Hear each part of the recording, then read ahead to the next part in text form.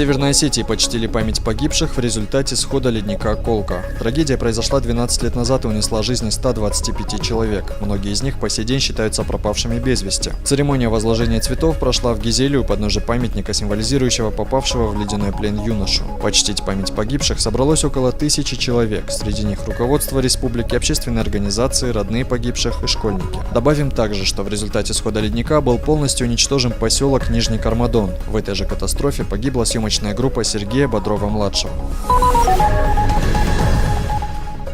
Российский актер Суслан Фидаров не остался безучастным к судьбе мирного населения Донбасса. Он организовал сбор гуманитарной помощи пострадавшим во время военных действий на юго-востоке Украины. Предметы первой необходимости, детское питание, лекарства и средства гигиены. Около 20 тонн гуманитарного груза было собрано не только на родине актера в Северной Осетии, но и по всей стране. Суслан Фидаров лично доставил помощь в осажденный Донецк. Это не то, что гуманитарная помощь, это жест доброй воли. Я тем самым хочу сказать, показать свою позицию, что я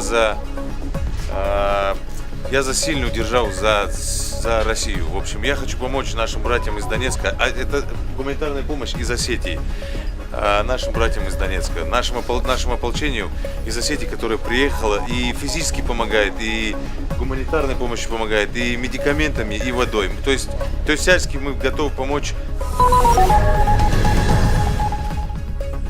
В Северной Осетии состоялся первый в истории республики съезд мусульманок. Основными темами разговора стали семья и брак. С молодыми мусульманками провели воспитательные беседы. Старшие наставницы рассказали им о правах и обязанностях супругов в исламе и поделились своим богатым жизненным опытом. Поздравить мусульманок пришел и муфти Хаджмурат Гацалов. Он еще раз напомнил женщинам об их высоком предназначении.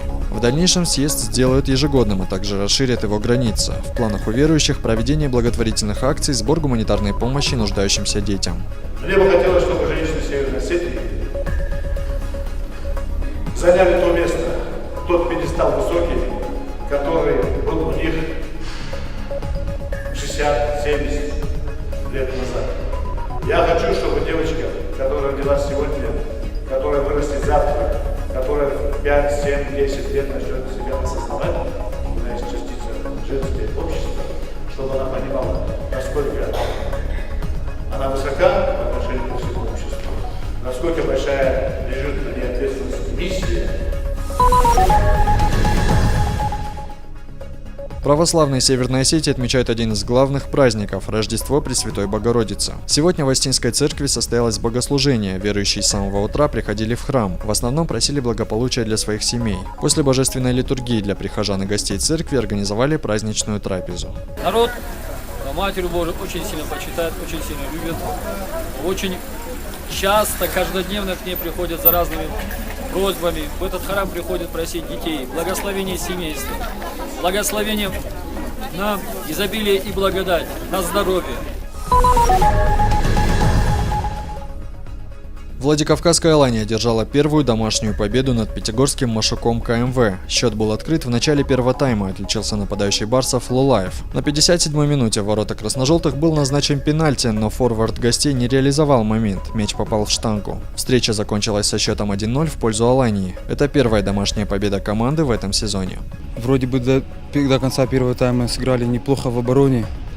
Играли как на отбой, можно сказать. Тяжело, поле вязкое. Первая победа домашняя, всегда приятная. Надеюсь, что в дальнейшем будет все хорошо.